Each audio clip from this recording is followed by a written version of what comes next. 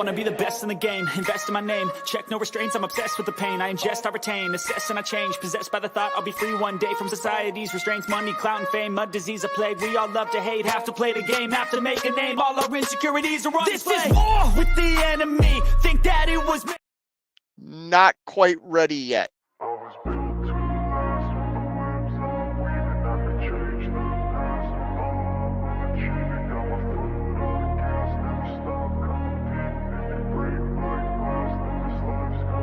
I wanna be the best in the game, invest in my name, check no restraints, I'm obsessed with the pain. I ingest, I retain, assess and I change, possessed by the thought I'll be free one day from society's restraints. Money, clout and fame, mud, disease, a plague. We all love to hate, have to play the game, have to make a name. All our insecurities are on display. This is war with the enemy, think that it was meant to. Boom, we're live. Good Sunday evening. I'm going up against the NFL, and I'm doing it on StreamYard, not vertical, so I'll be lucky if I get like 10, 15 people in here tonight. I already noticed there's a few people in here. Make sure you give me a thumbs up. I have a very interesting show tonight. I have a subscriber in the background. Great, there we go. I have a subscriber that is going to come on tonight and talk about how he has built a fleet starting in what everybody says was the worst freight market last year. This is a guy that has been part of my channel for quite a while, really showing a lot of support to my channel, and I talk to him quite frequently, and I think he's got a really good story. And a lot of us that are owner operators have dreams of wanting to build a fleet. It's certainly something that I've always thought about doing and would like to try one day. Don't know if it's going to happen, but this guy is somebody that I look up to when I think about doing it. You know what? I'm just going to bring him in.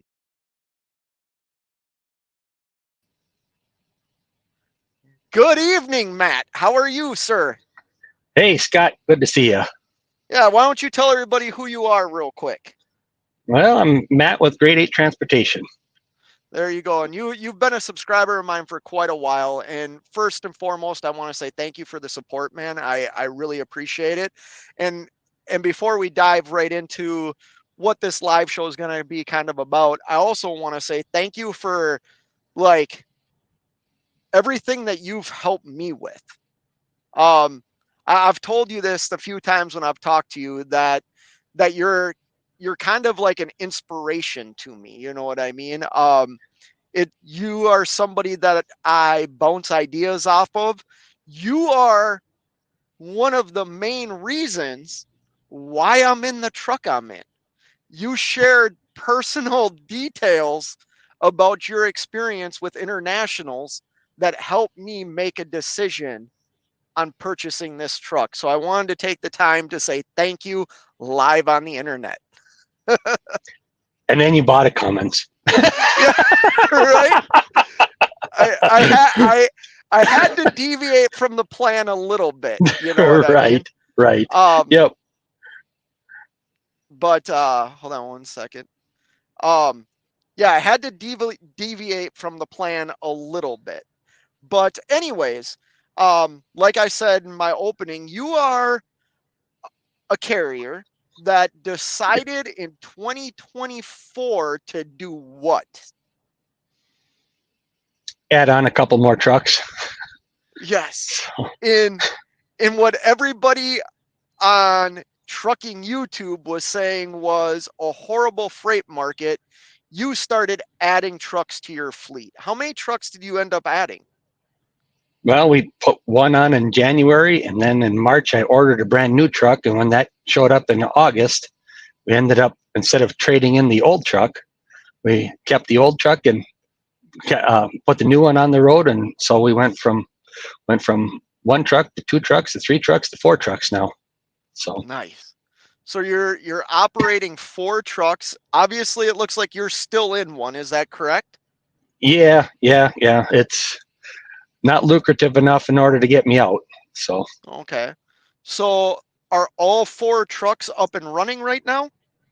Yes. Yep. Yep. We've got all four on the road.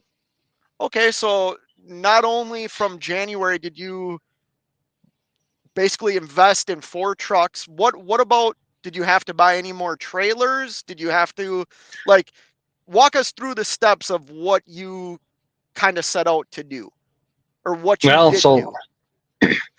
so we started out with dry van, doing dry van in 2019, just myself, and then as my customers started to grow, we uh, added on the second truck and the second dry van. But then late last year, I had a guy in our hometown. He had just taken a job in a brokerage for a local farmer doing potato work, and he wanted to know if I'd be interested in helping him haul potatoes. So we said we'd. After we talked about the rates a little bit, I said, "Yeah, I'll buy a reefer for that." So then I bought the reefer and started looking for another driver, and so late last fall we bought the third trailer, was a reefer, and then in January the third driver came along, and so we uh, put the 2 company drivers on the dry vans, and I was running the reefer. And so now when we got to this fall and adding on the fourth truck, decided to pick up another reefer. We've been so busy on the dry van work that we haven't been able to really get much on the potatoes, do much help on the potatoes. But once we get a little bit of breathing room, now we'll have 2 trailers to go on the reefer or on the potatoes, and then the 2 dry vans can stay on the other base work. Right. I'm just gonna say hi to a couple of people here. Jerome Jones is in the house. Mike Nine Toes is in the house. Punish and Protect is in the house. What's going on, brother? How are you? Cheap Freight Hollers in the house. Rig Pig is in the house. So we got some people stopping by here this evening, and you said a couple of things that are intriguing, because Cheap Freight Holler leaves a very good comment here. He said, "Wait, the internet says no one can afford a new truck these days. Guess the internet is wrong again." Um, here's the thing. You made a couple of statements as you were talking about, or you didn't make, when you were talking about what you did, you brought up your customer freight, right? And Yes. we're not gonna get into detail about that, but you're growing along with what the customer says they want you to do. Is that a true statement? Like, you're growing because the customer is giving you opportunity to more freight. Right, right. Yeah. The customer, so I've been with the customer since I started in 2019. And they, when I started with them, they started with 1 store. And then they went to 2. They're now up to 5 stores. And about 3 years ago, with just a 1 truck operation, I wasn't able to keep up. And they were getting somebody else in to help haul in the loads that I couldn't handle. And after a few months of that, they said, "No, we're not dealing with anybody else, Matt. We're going to do whatever your schedule is. We're going to work around your schedule." Well, I knew that I couldn't keep up, so in order to maintain that customer, I decided to start adding on drivers and trucks in order to keep up with them. And they are still growing, and we're still trying to keep up with their demands. Well, that's such an important thing to understand, that you started, like you said, as 1 truck. You've been working with this customer for years, or I don't know the length, but a while, to where you as a business have proven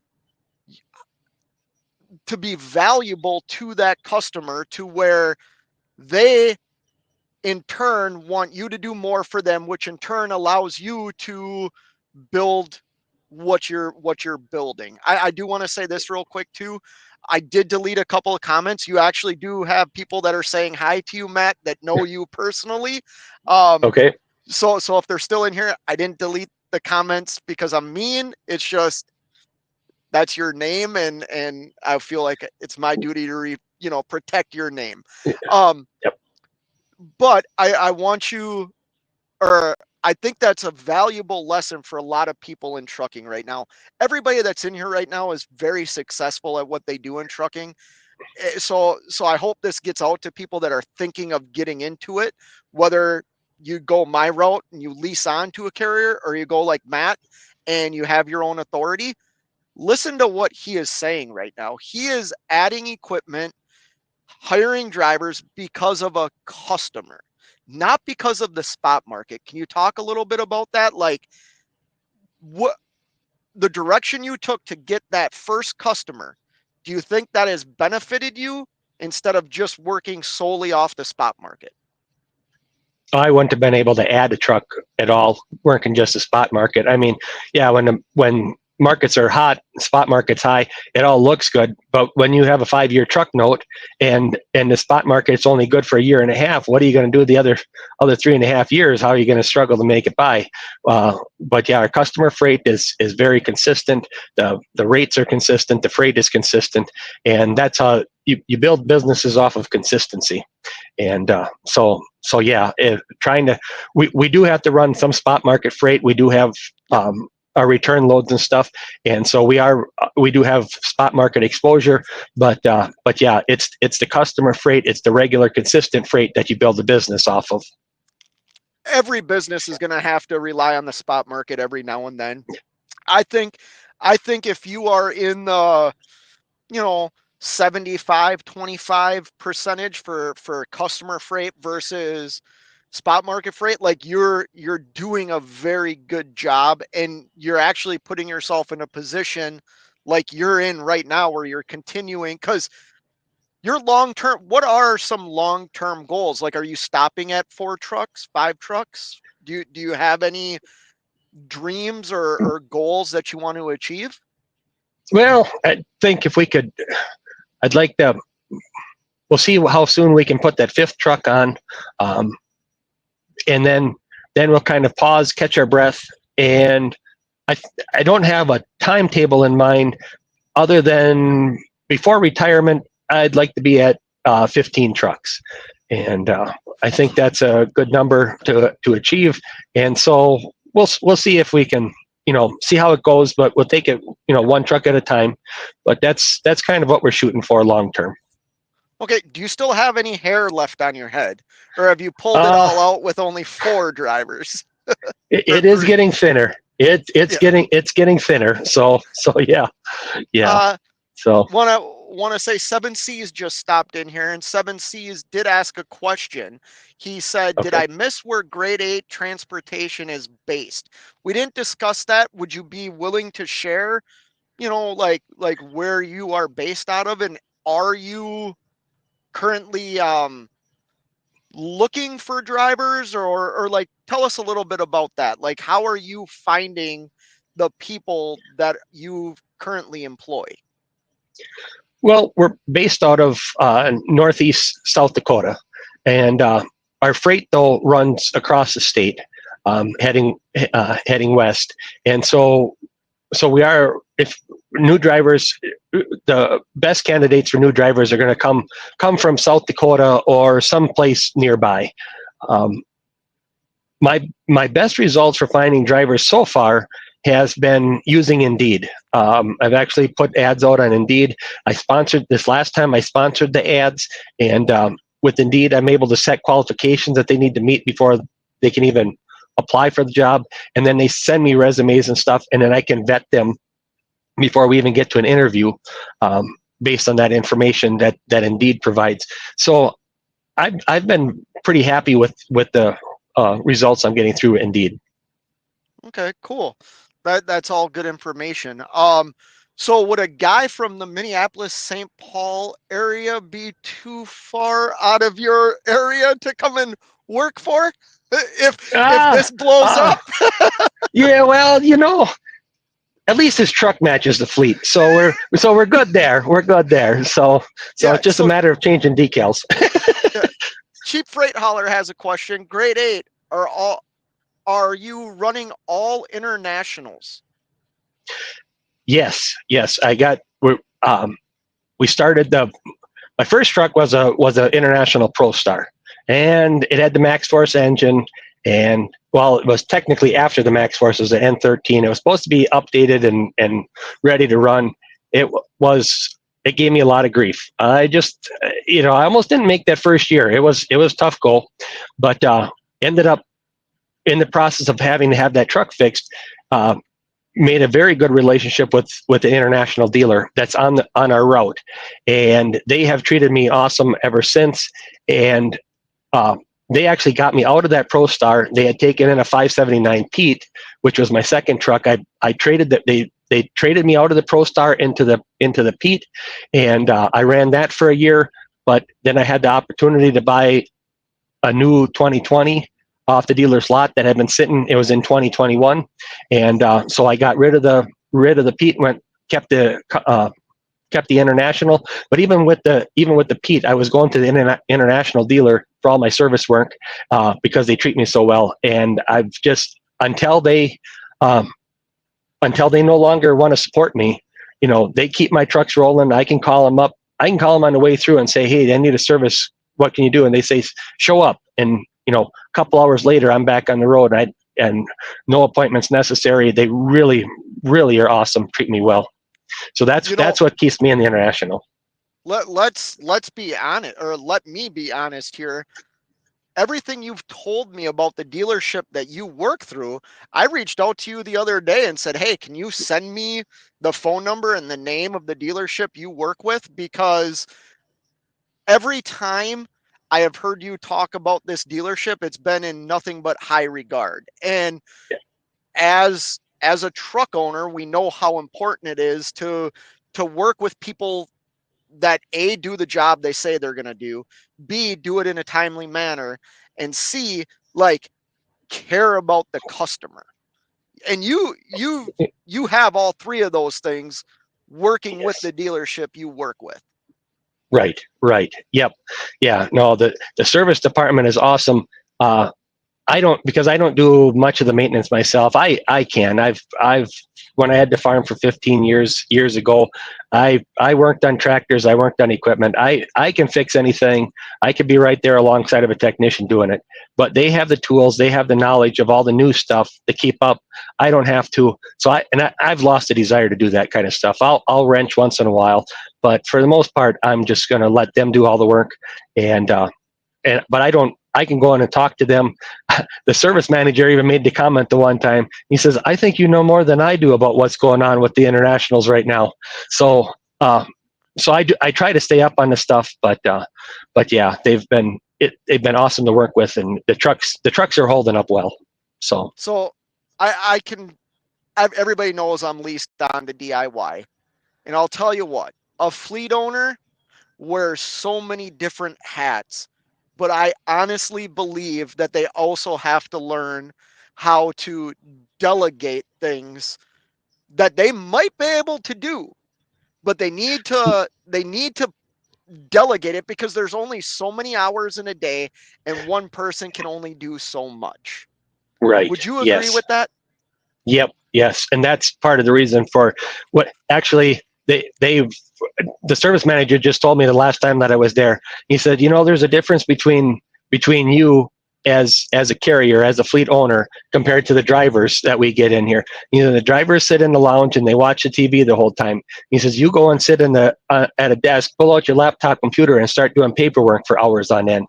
And he says that, he says, we got another guy that's in here right now doing the same thing. He says, you can tell who are the businessmen and who are the drivers. And, but yeah, that's part of the reason. So even when they're working on the truck, I'm still working on other stuff. So it's not just free time for me. Right. I just want to give a shout out to Barry. Barry, I see a couple of comments from you. I'm saying good evening to you. But I did put a comment up here on the screen from Big Money Man Jerome Jones. Hopefully he's still in here. It says, how are the internationals with the A26 engine? That's all I run. I shouldn't say that. The new truck I ordered has the S13. Oh, you just spoiled it. No. Sorry. But yeah, the other three internationals that I've had in the meantime, I've got a 2020, a 2022, and then I'm driving a 2023, all with the A26 and the Endurant 12-speed. And the 2020, we did end up having some transmission issues. The Endurant failed on us last January. Fortunately, everything was covered under warranty, but that was a headache. We were down for a couple of weeks with that, but the engines, we haven't had really any problems with the engines. So the engines are holding up well, and because of it, that's why I went with the S13. I really wanted to get into this S13 and the new T14 and see how that was going to do. So far we've only had it on the road for about a week, and so far it seems pretty good.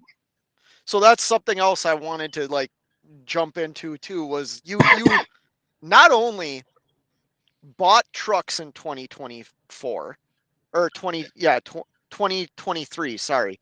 2023, you bought trailers, you started hiring employees, which isn't cheap, and I do not expect you to talk about your business at all, but I know from talking to you that having employees isn't cheap. But then you also bought a brand new international S13, which I was fortunate enough to test drive one of those last week and loved it. Let me be clear, loved that truck. But there's something funny here because you're a fleet owner, and do you mind sharing what you spent on that, or do you want to keep that to yourself? Well, If you want, it was under 200. It was under 200,000. We'll leave it at that. So, but what I'm trying to get at is you as a business just purchased that truck. You just got it on the road, what, a week ago? Yeah. Yeah, it was, it wasn't last week. It was a week before. Okay. And you're driving that truck, right? No, you got to tell me about how good that S13 is. I haven't even drove it yet. I gave that to the oldest employee of the fleet. He's been with me for a year. He was in the old truck, and I told him that when his truck's going to get replaced, he gets the new truck. So I ordered it. It's top of the line. His truck is nicer than what my truck is, because my truck, I didn't order my truck. I bought it off the lot, but he's got a nicer truck than what I got. So yeah. I still don't know what that. I didn't even get to take it for a test drive. The day I was there, I was going to take it for a test drive. They pulled the truck in the shop to do a little work on it, so they get it ready for delivery, and so I never did get to drive it. So hey, you know what, Matt? Good for you. Like you took care. Take this from a guy that was a company driver for 20 years, and when a company gives the driver a new truck and kind of says, hey, you've done a good job, you've shown that you're a loyal employee, like, here you go, like that's a little morale in your business. So good for you. Like, I commend you on that, because it would be hard for me to spend under $200,000 and put somebody else in that. I mean, it's hard for me to think of putting somebody in something I spent $80,000 on. You know what I mean? right. So like, I commend you on that. That's awesome. Part of it's laziness. I didn't feel like moving another truck. I moved 4 trucks in 4 years, and I was getting kind of sick of moving trucks. So I got this one set up right. I didn't, I'm happy with the setup, so I didn't want to move again. But he didn't like moving trucks either. But he's really happy with the new one. He asked me several times. He says, "How about I just keep the old one and you take the new one?" No, we're gonna do it this way. So yeah, because you actually. So there's things before I get to cheap freight haulers. Question here, or it's a comment, not really a question. You spec that truck, your new truck, like, you've learned things, right?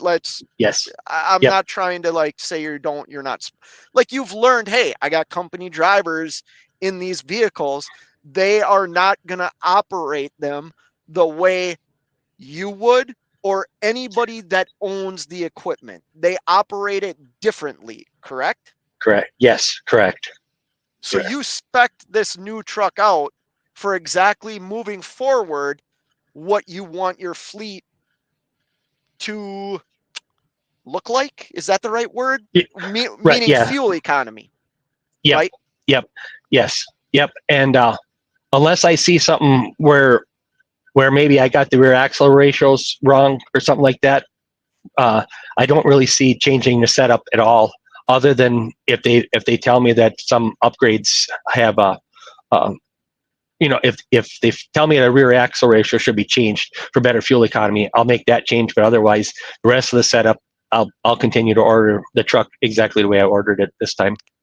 And I'll say this, like you also, which I think is a very smart idea. Like I really do. Like you, can I share like some of the things you did to the truck? I don't want to Yep. divulge too Yep. much. Go ahead. Okay. Go ahead. Like you put idle stop on it. You Yep. govern the truck. You Yep. governed it very fairly. Let me be clear on that. As a guy who spent years traveling at 65, 66 miles an hour, which I still do now in my personal truck, but like you govern that truck to 70 miles an hour. Like Yes. you didn't hinder the driver in any way, but you also set it up to where hey, this is going to save me money as the business owner and maybe some wear and tear on the equipment. Correct? Yes. But on the flip side, though, I still gave the driver a nice truck because even though I was looking for fuel economy, I still gave him. I put that S13 at the top of the horsepower range. He's got 515 horsepower there, so we set that at the top of the range for him. I didn't cut the thing to 400 horse or something. We're pulling hills out west, and I wanted him to be able to pull those hills decently. So we've got the other trucks, the 826s. I guess mine. I didn't realize it. Mine could have been turned up. My 826 is capable of going to 515. But mine set at 475. The other two 826s are set at 475. I actually had them uprated. They were 450 from the factory, and I had them uprated to 475, just to give that little bit extra. So I still try to make it decent for the drivers, But yeah, at the end of the day, we need to get some fuel economy too. Well, not only that too, let's talk a little bit about driver comfort, because I experienced it test driving that S13 the other day. You have electric APUs what's Yes. like all your Yeah. trucks come equipped with an HVAC system, heating and cooling, correct? Except for the 2022, we had bought that one used. That was the only thing it didn't come with. I liked the rest of the specs, and so that one does not have an APU. I think we got to do something with that truck here before winter. But the other three with the electric APUs, and then I changed the batteries out on those. They came with AGM batteries from International, but I couldn't get the life out of them. I wasn't happy with the life on them, so I did some experimenting. I bought them first for myself a couple years ago. Well, 2 years ago, 3 years ago, on my 2020, I actually experimented with a solar panel. I put dual solar panels on the roof and was hoping that I could get solar charging in order to help the batteries make it through. The heating isn't so bad, but the cooling system takes so much power. And the solar panels were a disappointment. It's not that they didn't work, but they don't keep up. They didn't really gain me any battery life. So then I was looking at other options, and then the lithium batteries, you can't charge those below freezing. And I thought, well, what good does that do? But then as I did some more research, they make lithium batteries now that are self-heating. And when you go to charge them, they actually heat the battery up first, and then they allow it to charge once it's up to 40 degrees. And by doing that, those batteries are capable of being ran until to below zero temperatures, to -5, that they're good for. And so far, we've done that, and we haven't had any problems. So I've been switching out all those batteries to the lithium batteries, and we're getting phenomenal life on for both the AC and the heat. And so yeah, trying to make a good setup. By doing that, we don't have to use the auto start and stop. The truck doesn't start in the middle of the night to charge the batteries at all. It just runs quietly all night long and keeps the guy comfortable, so he can get a good night's sleep. Oh, that's cool to know. I didn't know that. Oh, I'm yep. going to read this comment here. Cheap Freight Hauler says, I hope the programming for the Endurant is better in the International than what I have in my Kenworth with a pack car version of the Endurant. I don't know much about the programming of the transmission. Do you know anything about that?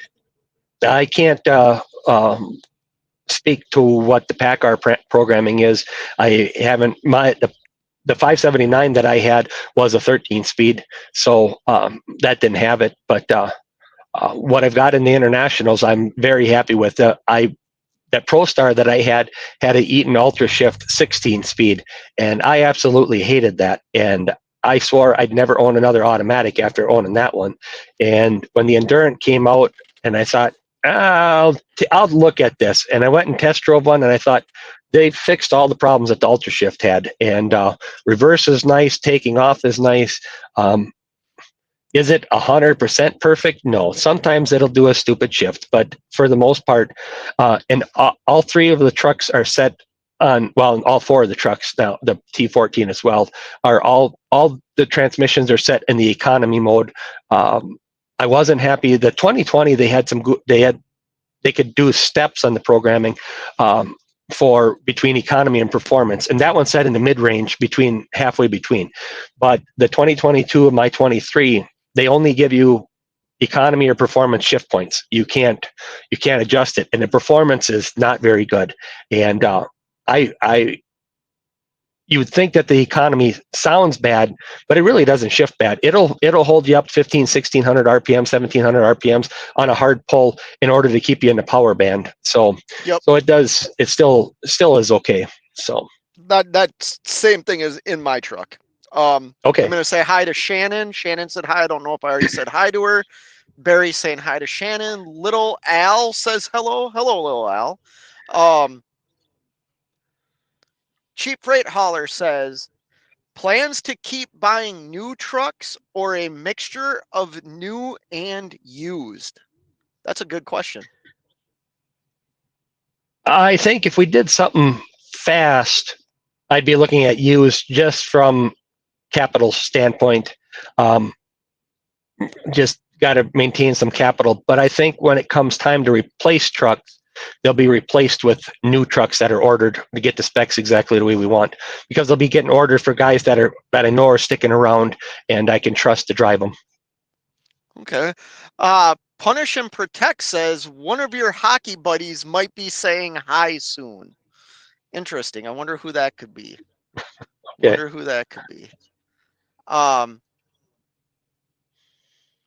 Cheap Freight Hauler says, want to share what ratio you went with in the new truck? I'm assuming he's... Yep, the rear axle ratios, I'm guessing. Yep. So my 2020 with the 826 and the Endurant, that one was ordered with 279 rear ends. And when I got the 23, I didn't order the 23, but it came with 264s. And it didn't really make any difference pulling the hills, but the fuel economy is much better with this truck. So the truck that I ordered that with 264s. So unless they tell me that I need to downspeed some more and need to go to something like 247s, we'll probably be sticking with the 264. So far, with only a few thousand miles on the truck, the fuel economy's been pretty good. So right now I'm pretty happy. Okay. 24 is saying good evening and hello. Hopefully the audio and everything's coming out okay. You have frozen up, but I can hear you fine, Matt. Oh, okay. I can hear you fine. So Scott's got a good question here. Scott says, is $1.70 plus fuel surcharge for loaded miles a good deal? I can answer that first, and then I'll let you answer that. Is that fair? Yep. Go ahead. I'm assuming, based on the original rate per mile, that that's probably a dry van load. At least the lanes I run for reefer, the rate per mile before fuel surcharge is usually a little bit better than that. I'm assuming fuel surcharge right now is around, let's say 42 cents maybe. I would say that's a pretty decent rate. That would be my opinion. What about you, Matt? I would say you should be able to make a profit at that rate, unless those are loads that are going into a terrible area such as Denver, because you're going to get beat up coming out of Denver. So you got to look at what your return loads are going to bring. if you're talking about Denver, if you're talking about Montana, anything out west, and you got to come back east again, that's not going to cut it. So That I see it. I'm glad that you said that because I run to the east, you run yeah, to the west. Like right, we both kind of start in the same area, and yep, you head west of I-35, I head east of I-35. You know what right. I mean? Um, Barry says, Goldie says hi, is a Mac person all day long. Just saying, I got a bulldog in my truck right now. I don't have a Goldie. Um, Jerome Jones says, "Man, maybe one day I'll be able to find out one. I'll be able to find out one customer." Jerome, you live. I know you've said kind of whereabouts you live.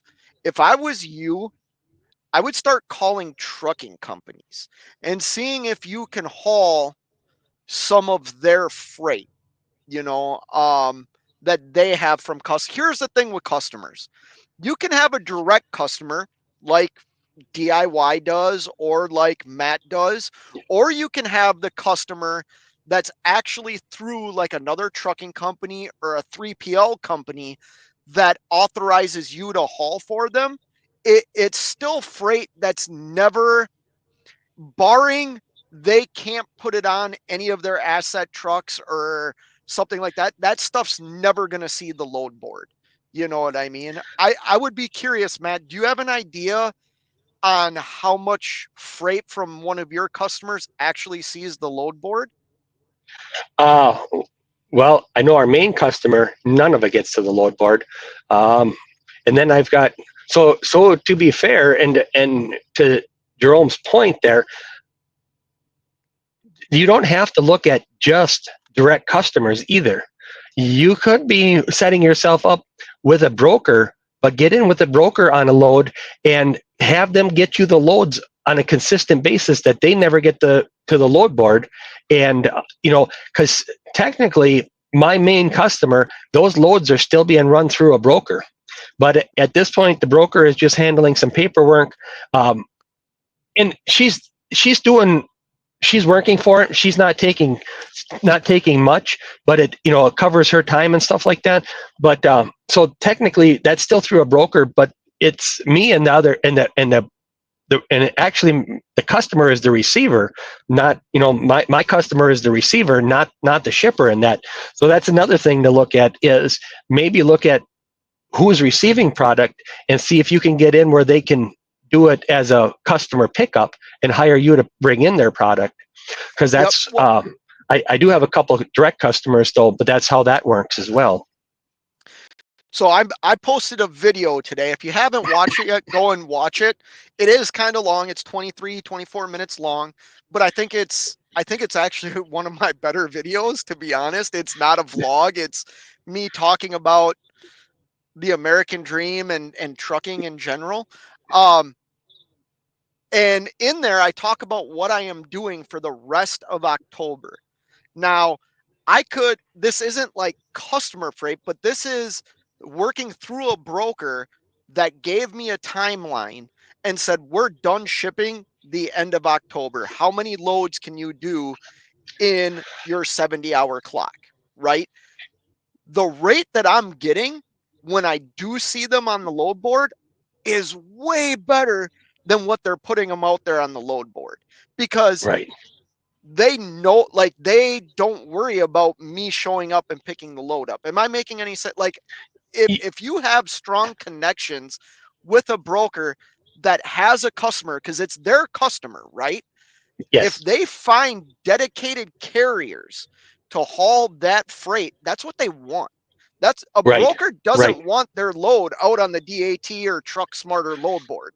They want Right. consistent carriers that do the job that's required. Do you know what I Yes. mean?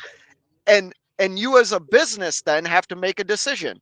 A, do you buy more trucks to take care of those loads, or do you sacrifice not going home when you want to go home to have the consistent freight for the entire month in kind of a softer market.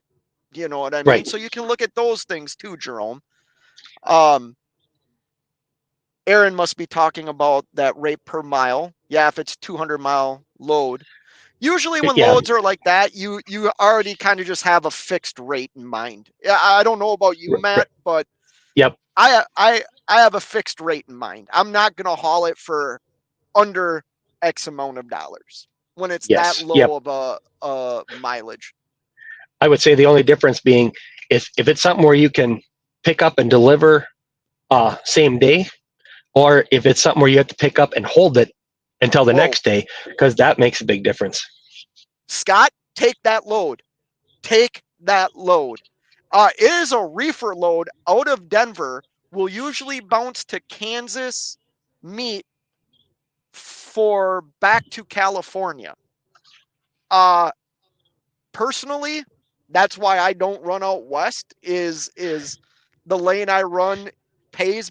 If you can get $2 a mile, basically with the rate per mile and then the fuel surcharge, I would take that load 100 times out of 100 times. What's your opinion, Matt?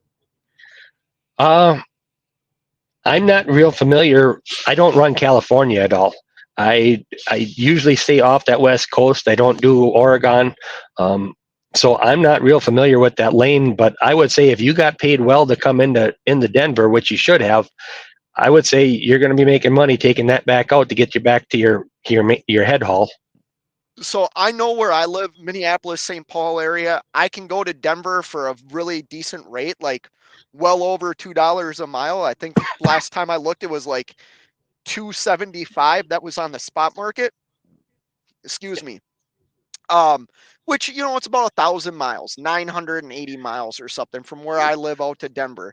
But it was me getting back to the Midwest that it was like $1.30 a mile or something like that. So if I could get $2 to leave the Denver area to the market that's better, I would find Yeah, it hard not to take that. right. Edward saying good morning, Edward, or good evening, Edward. How are you? Um, I have been with Fry Miller for 3 years. We'll keep my same dispatch. I usually average 2,800 plus each week as a company driver. That's good miles, man. 2,800 miles a Yeah. week. I'm interested, Matt. If you want to, well, what's a typical week for you or one of your drivers? How many miles? Um, I tell the guys when I'm interviewing them or if they're asking me, I tell them to, figure on 2,500 miles a week. But we've hit 3,500 miles in a week on when things get really busy. So it keeps us. The last several years. This year I think I'm going to be off just because of adding the trucks. I haven't been in the truck quite as much, but the other years I'm averaging 140 to 150,000 miles a year. So Okay. in my truck driving.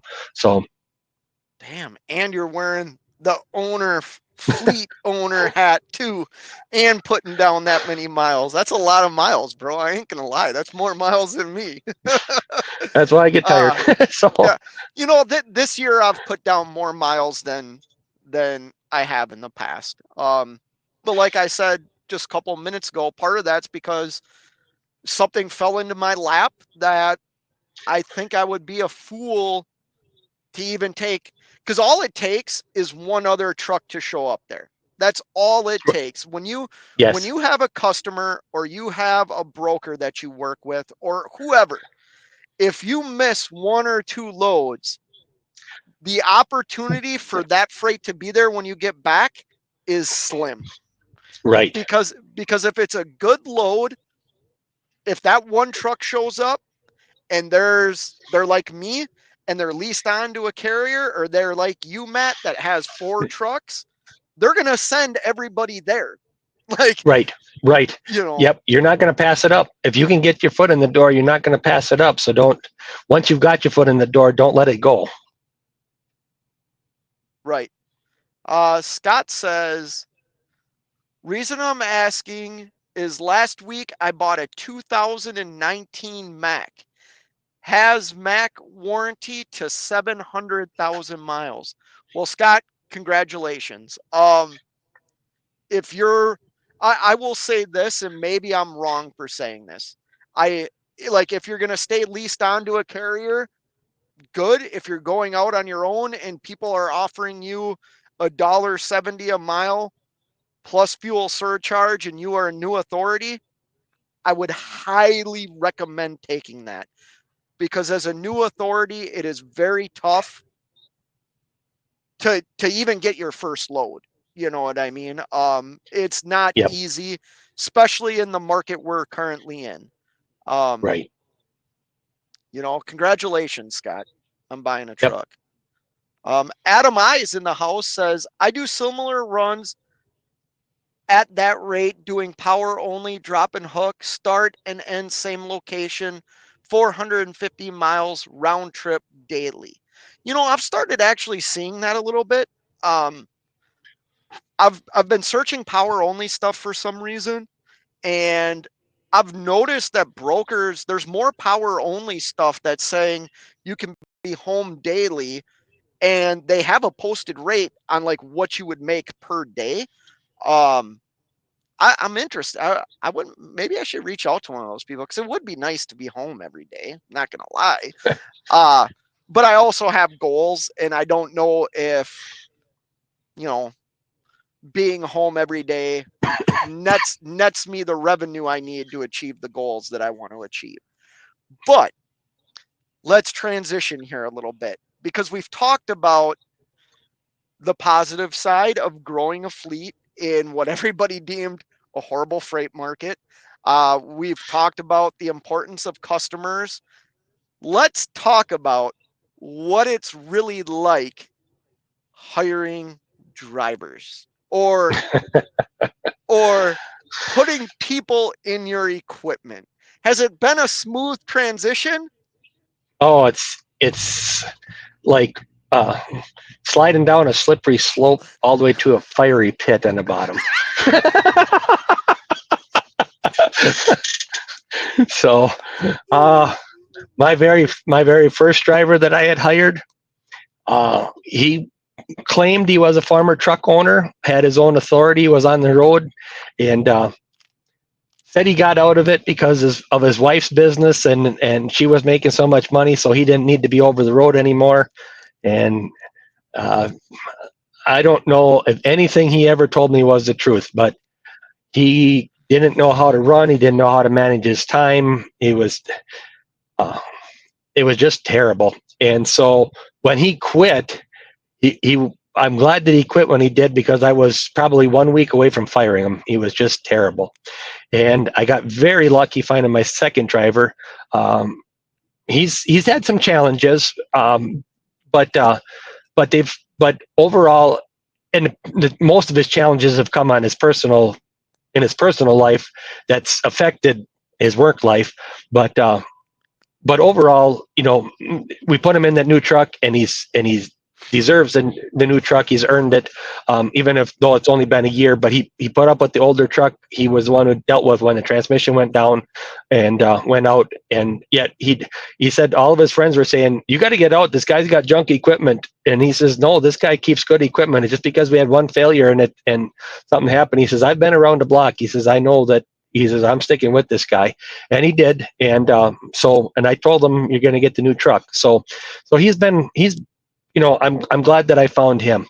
And the other two drivers, they've only been on for a couple of weeks now. And the one told me that he hadn't been in a semi for a while. He'd been driving straight truck. He must have forgotten a lot of things since he was last in the truck for what he's done. He is coming around. He's making progress. Things are getting better. Can't really complain about him. Other than the mistakes that he's made that should not have been made. And the other driver, his issue, he already knows everything.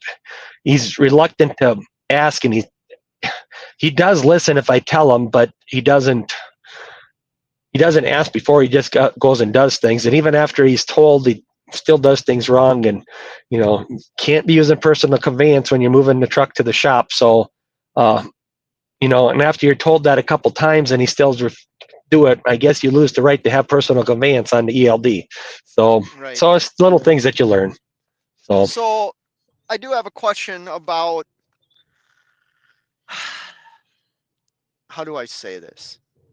Because I do get Cash would tear me a new one if he heard what I was saying right now. I do get like emotionally or sentimentally like invested in my equipment, right? Like it was Okay. very hard for me to get rid of my Mac Pinnacle, right? It was very hard for me to do. There's days I still regret it if I'm really being honest. And I know that with the damage that's happened to this truck, with people hitting it, things like that, like it affects me, right? Because I know how hard I've had to work to maintain the equipment I have. Um, as a fleet owner, how do, like how do you separate your emotional, if you have any, emotional attachment to your trailers or trucks that, hey, accidents happen. Like that's part of trucking, man. People Yep. make mistakes. Uh you're left eating the cost of those mistakes. How do you separate yourself from that? Or have you? Well, that first truck, that ProStar, when it almost broke me, I was very happy to see that go. I No. yeah, I was happy to be out of that. And in the Pete, I didn't I didn't mind the Pete. And if the international dealer didn't treat me as well as they do, I'd be willing to look at other brands of trucks. I'm not so sold on an international that it has to be only an international. But the dealer is what's making the difference there. But going from the Pete to the 2020 LT, the 2020 LT was brand new. So the first two trucks were used. The 2020 was brand new, and that was exciting. So it was easy to let go of the Pete because I was going to something that was brand new. And but then when it came time when the 23 came available to buy, and I wanted to put a driver on, it was easy to move on from the 20 to the 23 because I knew I was growing the business. So my attachment wasn't to the truck. So, and now I'm just at the point where I don't really have any attachment to the trucks at all. The trailers don't really mean anything to me. So they're just, I just want them in good shape. I want them to look nice. I do want presentable equipment, and we try to get to the truck washes and keep everything presentable. But other than that, the trade and get something else doesn't phase me anymore. So cheap freight holler, this is probably back to when you were talking about, one of your drivers has been out of the truck for a while. The question is, has he forgot he has a trailer yet? You Yeah, don't have to unfortunately answer he that. did. Unfortunately he did. So, yep. I had put brand new trailer skirts on the trailer just this spring, and one side doesn't. It's got a giant hole in it now. So yeah. I mean, it's a trailer skirt. We'll replace a trailer skirt. The driver's actually offered. He felt so bad he offered to pay for it, and I told him we'll worry about the finances later. But so it's just something that happens. It's kind of all baked into the cost that. So Yep. we'll just deal with it. He's able to keep rolling with it the way it is. So how has, if you want to talk about this, fine. If not, I get it too. How has life, and when I say life, I'm talking about personal life, how dramatic of a change has your personal life had a dramatic change since putting on like the fleet owner cap, and now you're not only responsible for yourself and your family, you do hold some responsibility to your employees. Did that make sense? Like, you're not Yes. responsible for them. You're responsible to conduct business so that you can continue to pay your employees. Has your personal life been affected by this at all? Like more stress, anxiety? I think overall I deal with stress pretty well. So I don't think that, uh, well, my wife probably is saying, yeah, you deal with stress real well by taking it out on me. But, you know, That's what we all do. I vent to her, but otherwise,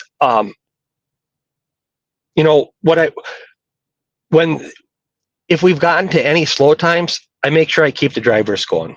I'll park myself and I keep the other guys going, um, because I know that they're counting on me, and I need to keep them around. If I let them down, they're going to go and find the next place to drive for. So I will park myself and keep them going if things get slow.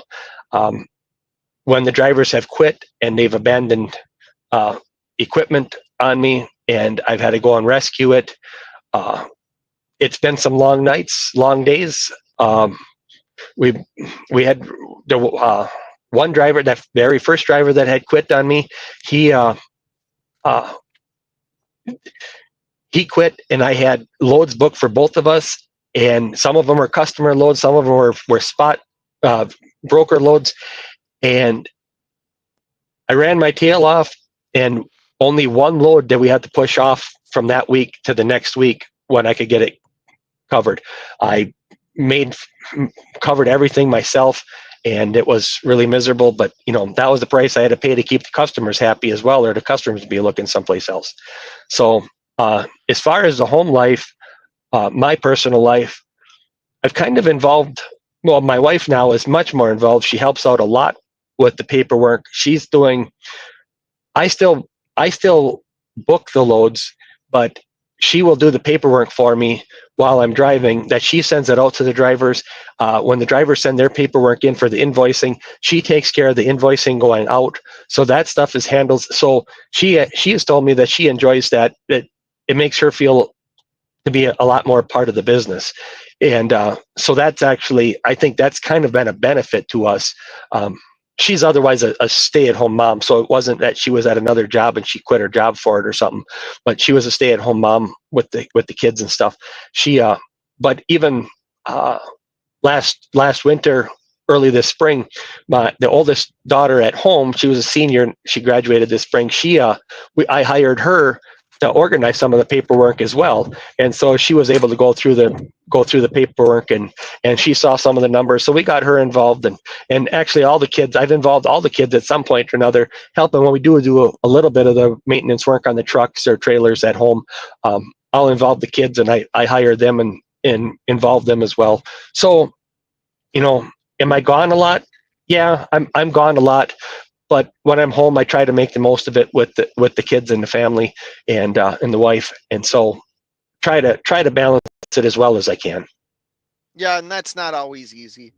Yeah. I'm in the. I mean, I'm not at your level by any stretch of my imagination, but I know. I know how hard it is for me to go home. Listen, when I go home, the first day and a half, first 2 days, still involve like I'm up before them. I got the coffee brewing. I'm doing all my paperwork, my profit and loss statements. Nobody's bothering me because I've learned that when they're awake, I can't get my stuff done because they're, whether it's my kids or my wife, they want me to be part of their life when I'm at home. Um, and then usually like a day or two before I'm leaving again, I have to turn back on the business mind, I call it, and either contact shippers, contact customers or brokers and plan my days out, you know what I mean? Because I'm a big planner. I'm not a guy that books one load and then, flies by the seat of my pants. I usually have, my entire 7, 8 days planned out, you know what I mean? Um, Yep. But no, this has been a very interesting conversation, Matt. And like I said Yeah. earlier, oh, go ahead. No, no, no. I've enjoyed this. This has been good. Like I said, you have become, it's so weird, like a mentor to me, because you know my dreams, or you Yeah. dreams is the wrong word. You know what I would like to see happen in my business. And Right. I've talked to you about that, and we talk about, when you started buying reefer trailers or wondering about reefer freight, like I remember having conversations with you, like Yep. you reached out to me, like Right. that was cool. You know what I mean? Yeah. Like I was able to help, or I don't, you know what I'm saying? Like you were able to Yeah. ask Yeah. me questions, and just like I was Right. able to ask you questions about Yep. international, you Right. know. Right. Yep. Yep. No, I appreciate. I didn't know what I was getting into with the reefer, and between your help and DIY's videos, they've uh, at least got my feet wet with the reefer work. I just want to give a shout out to Punish and Protect again. Man, I really appreciate that. I've said in previous live shows where he's shown up. I know him personally. I went to high school with him. Uh, Probably got in trouble with him. Um, so I appreciate you stopping by, man. You're more welcome to. You know what? Get a hold of me on some social media site, Facebook or something. Get a hold of me. I would like to talk to you.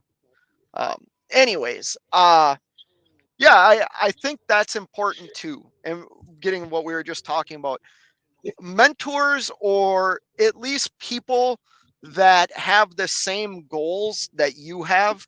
I think it's important to like talk to people, to Right. get all kinds of people's personal opinions on things. Um, like I shared earlier, and I don't want to share too many details, but like you really helped me in this truck purchase, and you showed me information that was very vital to me making a sound business decision. You know what I mean? And I would do that to somebody that, asked me too. You know what I mean? I think Yep. it's important that you have, like you said earlier, you vent to your wife. I vent to my wife, Yep. but I've also vented to you. Like Right. I've called you Right. before and vented. You know Yep. what I mean? I Yep. just did it tonight. You know. Um, Right. so I think talk about that a little bit. Do you find it important to have a good, what's the word I'm looking for? Like a good community, or a good, just people.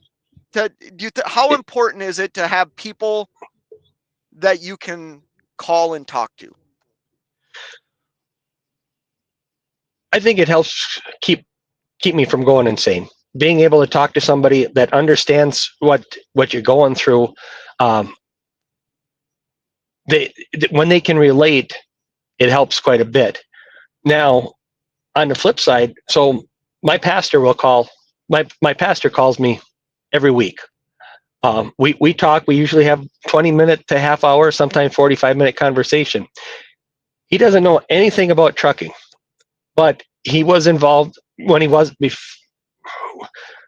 for a number of years. He wasn't a pastor, and he worked in private industry, and he was actually at DirecTV, and he was a manager there, and he's got experience managing people.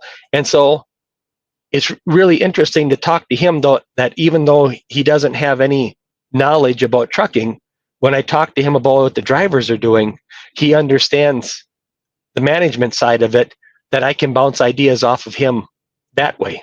So it doesn't have to even just be truckers that we're talking to, or fleet owners that you're talking to. People that just have characteristics of what you're dealing with, if they have to deal with it, it's just helpful to have that conversation with them. Yep, I could not agree more with that. Um, Cheap Freight Hauler says any reefer work in the southeast. Um, so I don't know how far southeast. I know I've pulled good rates out of South Carolina, out of Georgia. Um, I've only been to Florida, I think 3 times. And the 3 times I was down in Florida, I was it watermelon season? I think I hauled a lot of watermelons, or maybe it was oranges out of Florida, and got pretty lucky. But I don't know how far southeast you're talking about. But I've gotten some good loads out of South Carolina and Georgia before. But I'm I'm an East Coast guy, man. I run Midwest to the East Coast, and then try and work my way back here to the Midwest, because A, this is where I live, and B, this is the market that I'm super familiar with. And a part of me scared, I'll be honest. Part of me scared going to different markets, because I don't know what those markets like. I don't know the lanes in those markets. I don't know. I don't want to call a broker, because if I'm in a market I'm not familiar with, I'm on the spot market. And yes, I have DAT where I can look at the 15-day average and stuff like that. But I also don't want to be that guy that calls and just gets hung up on because I throw some ridiculous number out there that I'm used to hauling freight for, if that Right. makes any sense at all. You know, and plus I know, you know, I'd be interested in knowing what you think about this, because I've talked about this before and it seems to fall on deaf ears. I think it's almost, I think it's more important to know how much a lane costs you to operate than what the lane is actually paying. I think if you don't know what that lane costs you to operate, more times than not, you're going to be losing money on the loads you're taking. There's tolls, fuel stops. You Yep. like knowing a lane is as vital. Like I said, I think even more vital knowing how much it costs you to operate that lane than what that lane might pay. Does that make sense? Yes. Yep. Yep. I'd say it's a combination of both, because of when we're running from Midwest or the plains out to the mountains, our fuel economy is not as good as if we could stay on the flatland. But so you got to take that into consideration. And there's no explanation for it, but you get to Montana, and Montana fuel is 30 to 50 cents a gallon higher than any neighboring state, and it's not IFTA. They just simply have high price fuel. So that's something, you've got to plan your fuel stops ahead.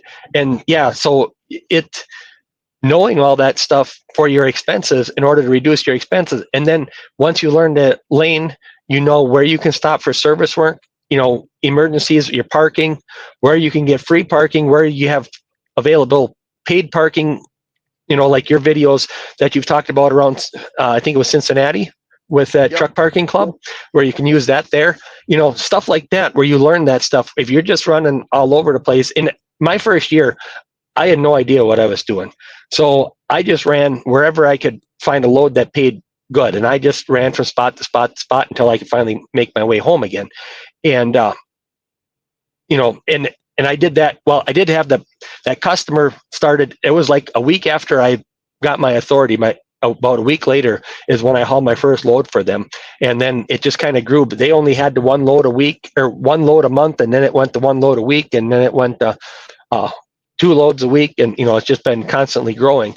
But yeah, so when I didn't have their loads that first year, and I was running on the spot market continuously, uh, you know, I didn't know where I was ending up. And now that we run consistent lanes, it makes it a lot easier to be able to price things, to bid things, and what you can do and what you can't do.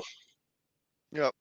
And this next comment, now I think Cheap Freight Hauler's just pulling my leg, because I know he really understands what I mean by that, because he runs a good business. Yep.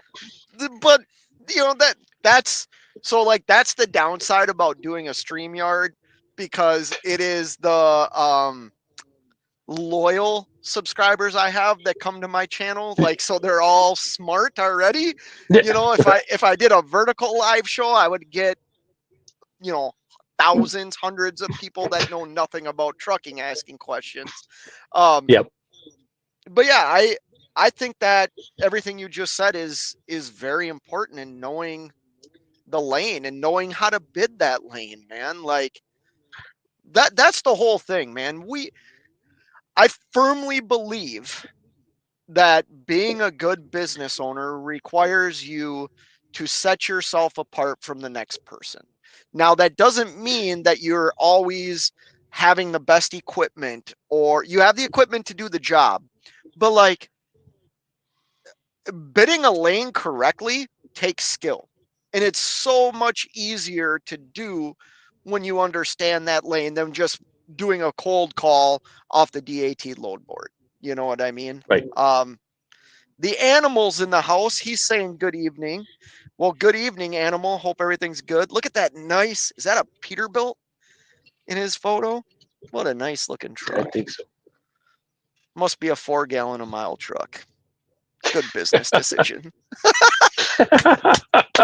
I know the animal, so he knows I'm just joshing with him. He's probably super trucking it from Chicagoland back out to the East Coast right now. Cheap Freight Hauler says, I have a customer that pays the same rate per mile no matter where we run, whether it's Georgia to to PA or Georgia to Alabama. Oh, well, so you're making if you more got, money if you run from whether it's Georgia to PA or Georgia to Alabama. I isn't Alabama closer to Georgia? Yeah. You have well, Georgia. I guess the question would be, is it the same rate per mile or the same flat rate? It's got to be You know, rate and per then, mile. Oh yeah, yeah. that's what he says. Rate per mile. Oh, So okay. I haul for a customer right now that it's actually worked out great. I don't want to share too many details, but it's a set rate no matter where I go per mile. But the fuel surcharge, I don't want to share too many details. I'm very happy with this new customer that I've started hauling freight for. Not what I'm doing right now, but out on the East Coast. Um, and I'm surprised I'm getting what I'm getting, to be honest with you, but it works. Yep. Oh, he says, but they do reimburse for tolls and pay round trip miles. Yep. Whoa, the animal's in Florida tonight. Animals in Wonder if he's Florida doing relief loads for the hurricane victims. No, he's too self-centered. He doesn't do stuff like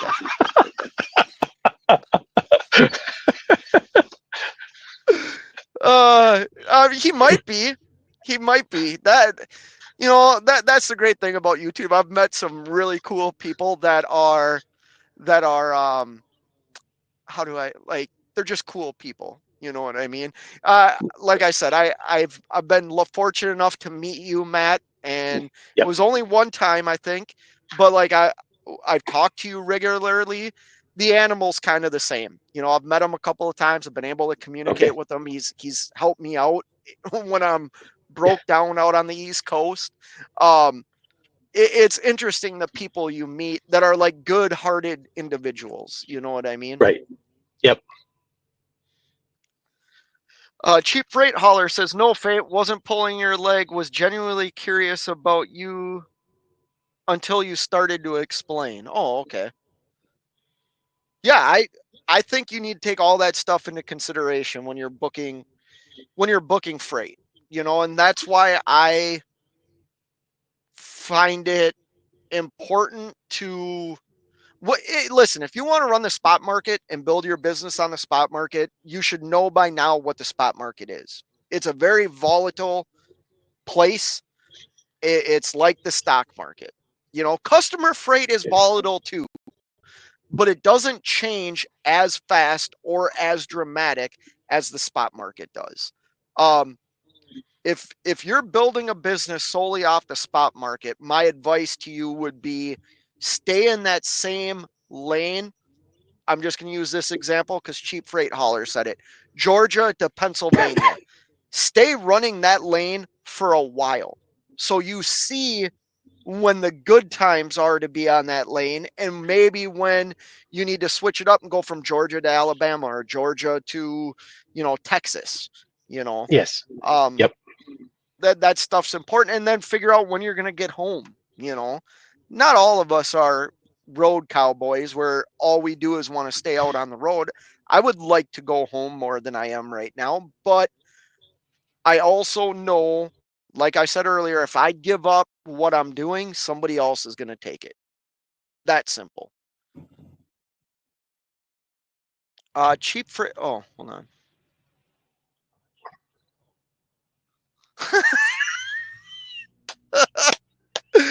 The animal says, you're right. Too self-centered, self-preservation.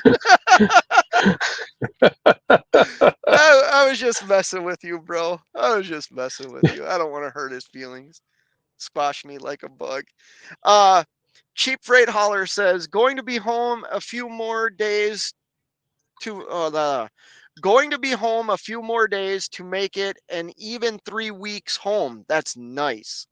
Probably going to have to stay out until Thanksgiving to get back on track. Yeah, that's, I run into that. You all know I take time off. I go to Texas. I just purchased a place up in northern Wisconsin. Can you believe that, Matt? I purchased a place in northern Wisconsin. What was I Yeah, thinking? just trying to get a little closer to God's country. Yeah, what was I Ne- thinking? Next thing you know, I'm you'll a be wearing a northern. cheese head. No, if that happens, I'm gonna jump out of. Well, I shouldn't say that. I don't want to get demonetized here. Um, yeah, that ain't gonna happen. But where I am, I just got pictures today of. I have a family member that's up at my property in northern Wisconsin, and they sent some pictures back, and it's beautiful, like with all the leaves changing color and stuff right now. Yep. But yeah, being from Minnesota and the fact that I'm from northern Minnesota, you think I would have a place in northern Minnesota. Nope. I decided to go to northern Wisconsin. um, but yeah, that happens to me too, Cheap Freight Hauler. I'll take a lot of time off of work, and then it's like, man, I got to work the next 2 months to get back on track. Um, I must be touching my nose a lot tonight. It does itch because Cassius King is in the house. Great. Here we Oh, go. Here we go. I was hoping he was home or sleeping because now everything's about to hit the rails. He says, take a shot every time fate touches his nose. Oh, yeah. Scott says, I'm about to wrap it up. Oh, see, I was just about to itch my nose again. Scott says, on my way home for the end of the week, we'll pick up my Mac and we'll start week after next, leased on. Well, congratulations, man. That's huge. It's yep. huge. Good for you. Good for you. Cheap Freight Hauler says, we'll be drunk in 17 seconds. Have I been touching my nose that much? It I didn't is think it was that really much. itchy. It is really itchy. Well, Matt, I think I'm gonna end this, but do you have like do you wanna give your like do you want to talk about how people might be able to contact you if they're looking for employment, or do you want to talk about your company at all a little bit? Well, I don't have a good way for anybody to contact me because I'm not on any social media. I have no Okay. business website, so that would make it a little bit tough. I mean, it would almost have to come through Are you you. in the Somebody'd have yellow to contact pages? you. Yeah, they contacted me. They wanted to know if I wanted to put it next to my rotary phone. So, Yeah. Well, how about so this? I got 2 copies. I gave one to DIY. Oh yeah, right. um how about this? If you're interested in learning a little bit more of what grade 8 transportation has to offer, feel free to email me. My email is somewhere in my channel page. It's trailertruckinf8@gmail.com. And I will pass that on. I want to say this because DIY Semi talks about this a lot, and I know you've kind of experienced this. So let me say this real quick. Had to itch my nose again. I got my generator running in the back, and I wonder if listen, every truck should have one of these. Okay. I believe every truck should have one of these. This is a carbon monoxide detector, right?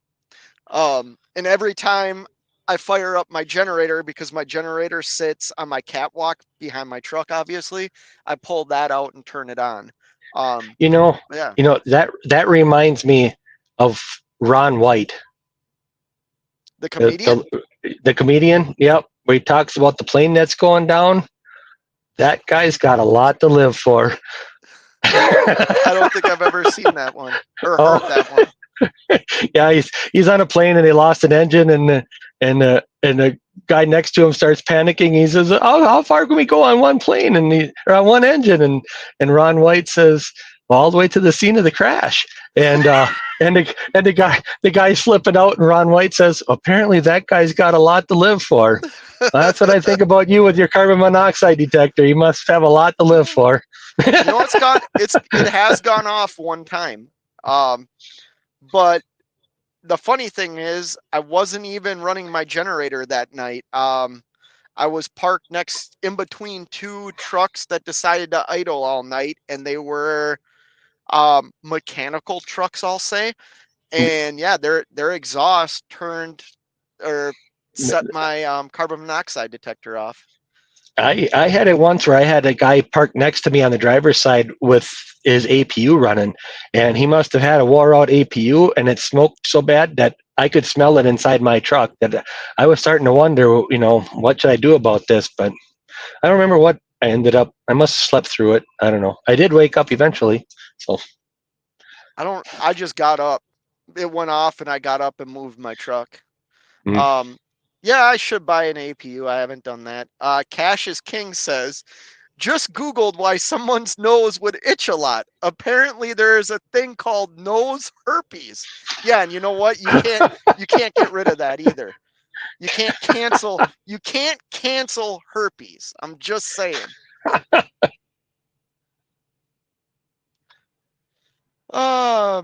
So Matt, he has never been contacted about his car extended warranty? Oh, because of your rotary phone. That makes sense. Yeah. Well, it's been about an hour and 20 minutes now, so I think it's time I end it. Matt, thank you. I really appreciate you coming into this live show tonight and talking about what you've been able to accomplish and what you are doing over the last year. I think it's really cool. Well, thanks. I had a lot of fun. This was good. I hope you didn't lose a bunch of subscribers because of me, but Absolutely not. I probably gained some. Somebody, they're like, great, Scott's not going to be talking all night. So yeah, no. I wish I've appreciated our friendship outside of YouTube. So no, this is good. So have I, Matt, for real. And I appreciate, like I said, I appreciate all the information and wisdom and knowledge that you passed on to me. Obviously, Cash is King stopped by now. People are very aware of DIY and Cash is King, how they are mentors of mine. They're people that I look up to. You're also on that list. You've just been in the background. Does that make sense? Like, yes. Yep. So yeah, I really appreciate you taking time out of your night to join me on this live show, and I wish you nothing but success, man. Nothing but success. Thanks, Scott. You too. All right. I hope everybody has a good night. Till next time. I forget how I end my shows. Oh yeah, just keep on trucking. Take care, guys. Yeah, there you go. Later.